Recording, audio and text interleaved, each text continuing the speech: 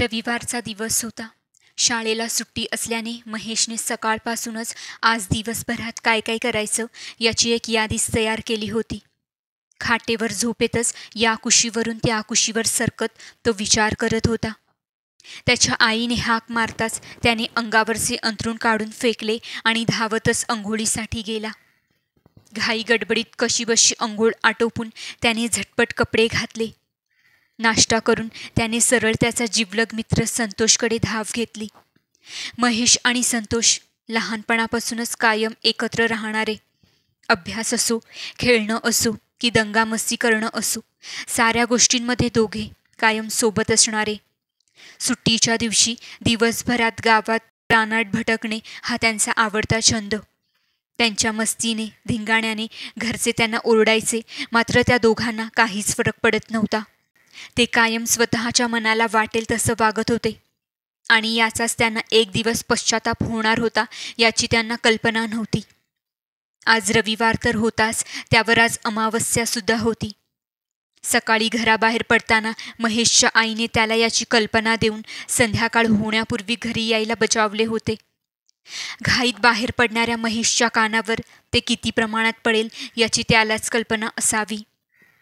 दिवसभर महेश आणि संतोष यांनी क्रिकेट, विट्टीदांडू अशा बऱ्याच गोष्टीत आपला वेळ घालवला. अचानक काय झाले आणि संतोषला चिंचा खायची लहर आली आणि त्याने महेशला चिंचा तोडायला जायचा आग्रह केला. पण चिंचेचे झाड गावच्या बाहेर असणाऱ्या ओढ्याच्या पलीकडे होते. त्या ओढ्याच्या बाजूला खूप सारी झाडी झुडपे, काटेरी झाडे होती. त्यामुळे तो भाग दिवसासुद्धा कायम शांत असायचा आणि ती शांतता मनाला अगदी भयावह वाटायची. गावातली गडी माणसेसुद्धा एकटी दुकटी तिकडे जात नसायची. अशा परिस्थितीत संतोष महेशकडे तिकडे जाण्याचा आग्रह करत होता. संतोषची ती गोष्ट ऐकताच महेश सुरुवातीला नकारच देऊ लागला.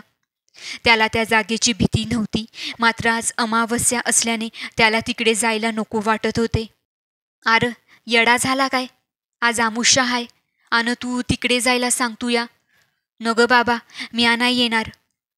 महेशने त्याला पहिल्याच सुरात नकार दिला, मात्र संतोषसुद्धा मागे हटणारा नव्हता.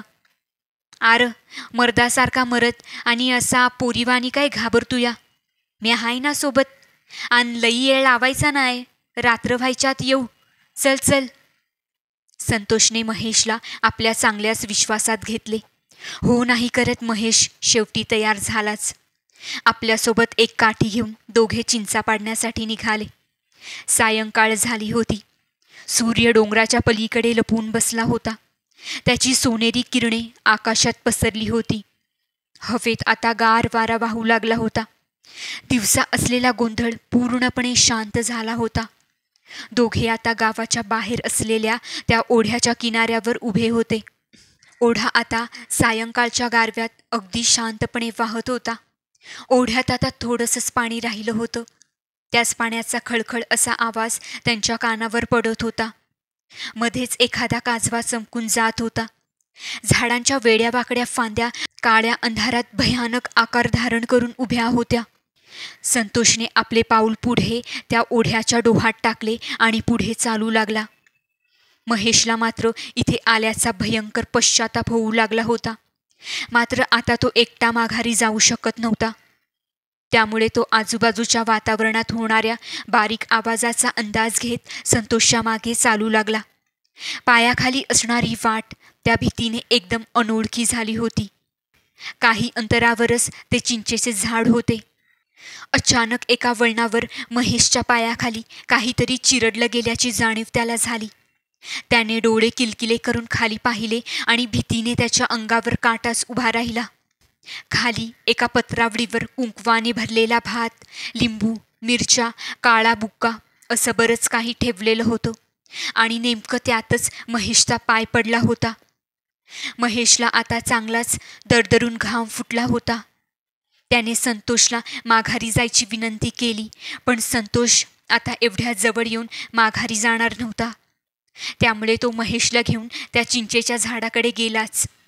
मात्र त्यांच्या मागावर अजून कोणीतरी आले आहे याची त्यांना भनकही नव्हती. झाडाखाली उभे राहून संतोष जिभल्या चाटत समोरच्या चिंचाकडे पाहत उभा होता. दोघे आता सरसर करीत झाडावर चढले. झाड चांगलेच घनदाट होते. संतोष पटापट चिंचा तोडून खिशात भरू लागला. महेश झाडावर चढणार होताच की अचानक त्याच्या मागून कोणीतरी झपकन गेल्याची जाणीव त्याला झाली आणि तो जागेवरच थांबला. मागे वळून पाहिले पण मागे कोणीच नाही. हे पाहून तो पटकन झाडावर चढला आणि चिंचा तोडू लागला.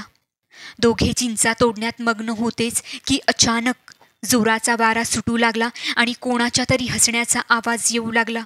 मात्र ते हसणं सर्वसामान्य माणसाप्रमाणे नव्हतं.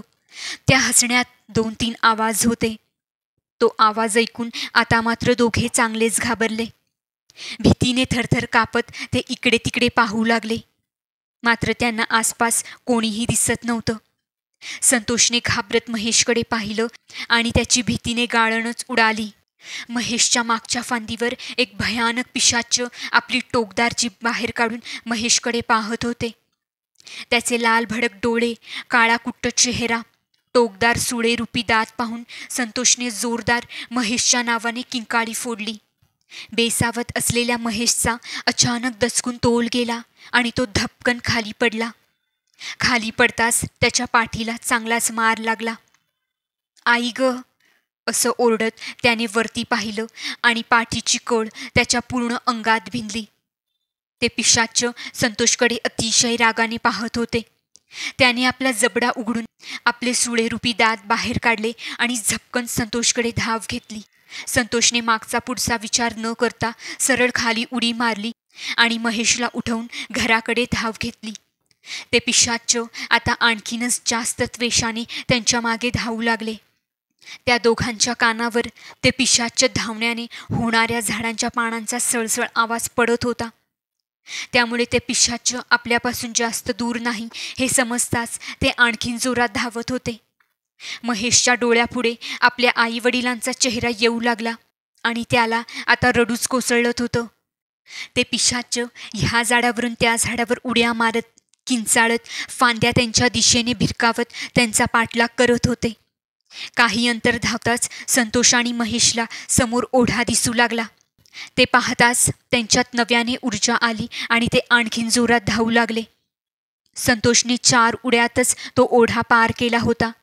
मात्र महेशच्या पाठीला मार लागल्याने आणि एवढा वेळ धावल्याने तो दमला होता आणि त्यातच त्याचा पाय ओढ्यातल्या शेवाळाने भरलेल्या दगडावर पडताच तो धपकन ओढ्यात पडला.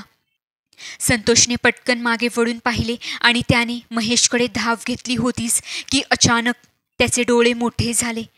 त्याचे अंग जागच्या जागी गोठले होते. कारण समोर महेशच्या हातभर अंतरावर ते भयानक पिशाच उभे होते. ते पिशाच हळूहळू महेशकडे सरकू लागले. महेशला आपला मृत्यू डोळ्यासमोर दिसू लागला. तो त्या पिशाच्या समोर हात जोडून आपल्या जीवाची भीक मागू लागला. मात्र त्या पिशाच्याला ना कसली दया ना माया. त्याने एकवार आपला भयंकर जबडा वाचला आणि झपकन महेशच्या अंगावर झेप घेतली. आता सारं काही संपलं. आपल्याला आपले आई वडील, मित्र पुन्हा कधीही दिसणार नाही या विचारातच महेशने आपले हात चेहऱ्यासमोर धरून गच्च डोळे मिटले. मात्र अचानक त्याच्या कानावर त्या पिशाच्याचा वेदनादायी आवाज पडला. त्याने पटकन डोळे उघडले आणि समोर पाहिले तर ते पिशाच अंगावर चटके बसल्याप्रमाणे किंचाळत मागे हटले आणि समोर ओढ्याच्या पलीकडे रागाने पाहू लागले. महेशने मागे वळून पाहिले तर मागे काही गावकरी आणि समर्थ गुरुजी, जे गावातल्या मंदिराचे पुजारी सुद्धा होते, ते उभे होते. त्यांच्या हातात बऱ्याच वस्तू होत्या. अंधारामुळे महेशला ते स्पष्ट दिसू शकत नव्हते. मात्र ते जे काही होते त्याने ते पिशाच्च दूर गेले होते. आज वाचल्यास, असे भयानक चित्कार काढत ते पिशाच्च झपकन तिथून नाहीसे झाले. साक्षात समोर आलेला मृत्यू आज समर्थ गुरुजींमुळे टाळला होता. थकलेला, घायाळ झालेला महेश तिथेच बेशुद्ध पडला. सकाळी डोळे उघडल्यावर त्याने स्वतःला त्याच्या घरात खाटेवर झोपलेलं पाहिलं. त्याच्या बाजूला त्याचे आईवडील बसलेले होते. महेश शुद्धीवर येताच त्याच्या आईने त्याला पटकन आपल्याजवळ घेतले. महेशच्या वडिलांनी समर्थ गुरुजींना बोलावून आणले. समर्थ गुरुजींनी त्याला त्या ओढ्याच्या पलीकडे घडलेली ती भयानक घटना सांगितली. महेशने गुरुजींना आणि आपल्या आईवडिलांना पुन्हा असे काही करणार नाही असे वचन दिले, कारण त्याच्या आयुष्यात घडलेला हा प्रकार त्याला आयुष्यभरासाठी पुरेल असा भयंकर अनुभव देऊन गेला. तर मित्रांनो, ही छोटीशी भयकथा तुम्हाला कशी वाटली आम्हाला कमेंट्समध्ये जरूर कळवा आणि आमच्या चॅनेलला सबस्क्राईब करायला विसरू नका. भेटूया पुढच्या गोष्टीमध्ये. धन्यवाद.